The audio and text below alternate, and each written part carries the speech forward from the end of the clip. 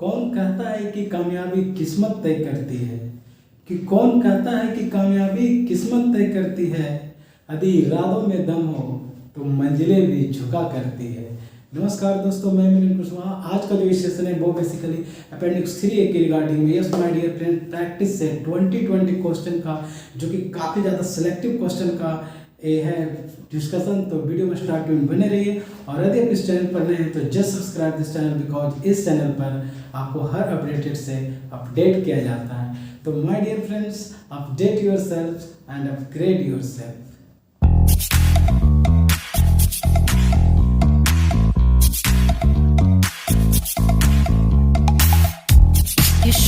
Dear friends, let's begin. और थोड़ा इसको जूम कर लिया जाए। यस, जो आपके सामने स्क्रीन पर दिख रहा है क्वेश्चन नंबर फर्स्ट कि right designation of highest rank officer of Indian railways. अब आपको बताना है कि इंडियन रेलवे में हाईएस्ट रैंक क्या होता है। 2 सेकंड का टाइम है आपके पास। 1 2। इसका जो राइट आंसर है वो है CRB, यानी chairman of railway board, CRB। Next question है right designation of highest rank officer of mechanical department in railways, यानी रेलवे में मैकेनिकल डिपार्टमेंट में हाईएस्ट रैंक कौन होता है। And now your time begin. 1 2। इसका राइट आंसर हो जाएगा CME, chief mechanical engineer. Third one question है कि how many members are in railway board. Railway board में कितने मेंबर्स होते हैं। 1 2। इसका जो राइट आंसर है वो है कि रेलवे बोर्ड में जो मेंबर्स होते हैं वो तो एक होते हैं चेयरमैन, दूसरा financial commissioner for railway board, and जो तीसरे में आते हैं इसमें 4 अदर मेंबर्स होते हैं। ठीक है, चलिए क्वेश्चन नंबर 4 कि right designation of highest rank officer of financial department in railways, यानी रेलवे में फाइनेंशियल डिपार्टमेंट में सब जो हाईएस्ट रैंक होता है ऑफिसर का वो क्या होता है। नाउ 1 2। और इसका जो राइट आंसर होगा वो होगा FC, यानी फाइनेंशियल कमिश्नर। ठीक है, चाहे तो आप सुनकर नोट कर सकते हैं कॉपी में, और यदि आपको कुछ और रिक्वायरमेंट हो तो कमेंट बॉक्स में नीचे कमेंट बॉक्स में आप जरूर लिखिए कि आपको क्या चाहिए। Highest rank officer of A zone is, किसी भी रेलवे जोन का जो हाईएस्ट रैंक होता है ऑफिसर का वो होता है GM, general manager. Okay, and next northern railway is divided in how many divisions. तो नॉर्दर्न रेलवे जो है वो कितने डिविजन्स में डिवाइड है। चलिए स्टार्ट। 1 2।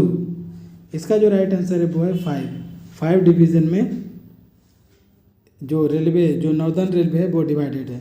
एंड नेक्स्ट है chairman railway board is the ex officio blanks of government of India, यानी चेयरमैन जो रेलवे बोर्ड होते हैं वो होते हैं क्या, is the ex officio government of India. तो यहाँ पर आपको भरना है कि क्या भराएगा, सोचिए, आपके पास टाइम है। 1 2। एक्चुअली में वो principal secretary of government of India होते हैं। जो चेयरमैन रेलवे बोर्ड होता है वो is the AX officio principal secretary of government of India. And next question number 8 direct recruitment in railway is not done in one of the following categories. Option आपके सामने है, इसमें बताना है आपको कि रेलवे में किस ग्रुप में डायरेक्ट रिक्रूटमेंट नहीं होता है। यस, तो इसका जो राइट आंसर है वो है ग्रुप B, ग्रुप में डायरेक्ट रिक्रूटमेंट नहीं होता है। ओके, चलिए बढ़ते हैं नेक्स्ट क्वेश्चन की ओर। क्वेश्चन है दूसरा है कि right 2 objectives of training.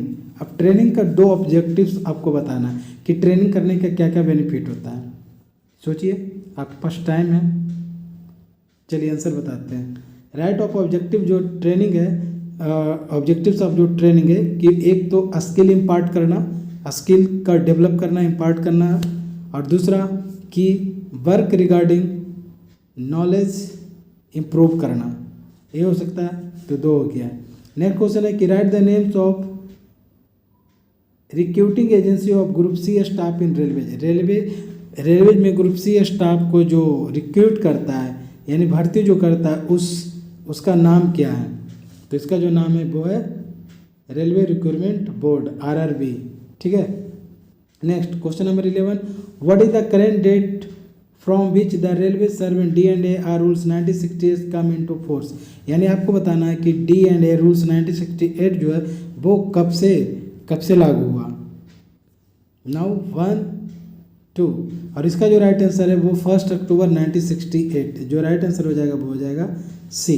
Okay, question का कलेक्शन काफ़ी सुबह है, बस वीडियो में स्टार्ट टू एंड बने रहिए। Next, which number of standard form is used for issuance of major penalty chargesheet on disciplinary proceeding, यानी डिसिप्लिनरी प्रोसीडिंग के अंतर्गत जो मेजर पेनाल्टी होता है वो इशू होता है, जो स्टैंडर्ड फॉर्म है वो स्टैंडर्ड फॉर्म नंबर 1, 2। इसका जो राइट आंसर है स्टैंडर्ड फॉर्म 5 के द्वारा मेजर चार्जशीट दिया जाता है। ओके, नेक्स्ट जो क्वेश्चन है, which of the following rules D and R 1968 does specify the penalty, यानी डी एंड आर 1968 का कौन सा रूल्स है जो पेनाल्टी को स्पेसिफाई करता है। And now your time is start, 1, 2। चलिए, इसका आंसर जो राइट आंसर है वो है रूल 6, यानी डी एंड आर का रूल नंबर 6 जो है वो पेनाल्टी को स्पेसिफाई करता है। ओके, चलिए बढ़ते हैं अगले क्वेश्चन की ओर। थोड़ा क्वेश्चन को जूम कर लिया जाए। यस, एंड जो नेक्स्ट क्वेश्चन है वो है कि board of inquiry appointed by the disciplinary authority, यानी डिसिप्लिनरी अथॉरिटी के द्वारा जो बोर्ड ऑफ इंक्वायरी जो अपॉइंटमेंट किया जाता है तो उसमें कितने मेंबर्स होते हैं। चलिए, टाइम है आपके पास, 1, 2। इसका जो राइट आंसर है वो not less than 2 members. Disciplinary authority के द्वारा जो बोर्ड ऑफ इंक्वायरी अपॉइंटेड किया जाता है उसमें 2 मेंबर से कम नहीं होना चाहिए। ओके, क्वेश्चन नंबर 15 कि where appointing authority are not available who should be treated as appointing authority. Question बहुत ही समझने लायक है कि जहाँ पर अपॉइंटिंग अथॉरिटी अवेलेबल नहीं होते हैं वहाँ पर अपॉइंटिंग अथॉरिटी का रोल कौन प्ले करते हैं। ऑप्शन आपके सामने 4 options, controlling officer, DRM, GM या फिर सीपीओ। तो इसका जो राइट आंसर है वो है जीएम, जनरल मैनेजर होते हैं। ओके, चलिए next question number 16, disciplinary authority while passing orders for imposing a penalty should invariable pass, यानी डिसिप्लिनरी अथॉरिटी जब कोई ऑर्डर पास करता है जब पेनाल्टी इम्पोज करने के लिए तो वो इनवेरिएबली पास, वो किस रूप में पास होता है। चलिए ऑप्शन आपके सामने देखिए और आंसर बताइए। आप चाहे तो कमेंट बॉक्स में आप अपना आंसर लिख सकते हैं। यस, इसका जो राइट आंसर है वो है स्पीकिंग ऑर्डर, वो स्पीकिंग ऑर्डर से ही पास हो जाता है। Next question number 17, who is the competent authority to make rule on RSD and rules, यानी RSD एंड रूल्स का मतलब हुआ railway servant disciplinary and appeal rules, ये कौन बनाते हैं, इसका जो कॉम्पिटेंट अथॉरिटी होता है वो कौन होते हैं। ऑप्शन आपके सामने है और टाइम शुरू होता है 1, 2 एंड इसका जो राइट आंसर है वो है प्रेसिडेंट ऑफ इंडिया। तो बस अपने आप को अपडेट एंड अपग्रेड करते रहिए। यस, क्वेश्चन नंबर 18 कि when casual labours can be governed under the railway disciplinary rules, railway disciplinary rules के अंतर्गत जो कैजुअल लेबर्स होते हैं वो कब गवर्न किए जाते हैं। ऑप्शन सामने, टाइम स्टार्ट, 1, 2। तो इसका जो राइट आंसर हो जाएगा सी, आफ्टर अटेनिंग टेम्पररी स्टेटस, यानी आफ्टर अटेनिंग टेम्पररी स्टेटस, जब टेम्पररी स्टेटस को अटेंड कर लेते हैं तो वो कैजुअल लेबर जो होता है वो रेलवे डिसिप्लिनरी रूल्स के अंतर्गत आ जाता है। एंड क्वेश्चन नंबर 19 कि recognise trade union official can be allowed to act as defence counsel in D&R cases, यानी DAR cases disciplinary appeal rules cases में जो डिफेंस काउंसिल के रूप में जो काम करता है तो वो जो trade union official trade union वो है जो रिकॉग्नाइज्ड है वो अलाउड है कितने नंबर से, 2 number of cases, 3 number of cases, 5 number of cases. तो इसका जो राइट आंसर है वो है 3 number of cases.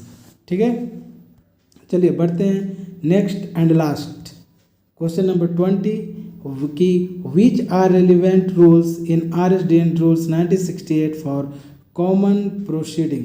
Common proceeding के लिए जो 1968 का जो रूल्स है वो कौन सा है कॉमन प्रोसीडिंग के लिए।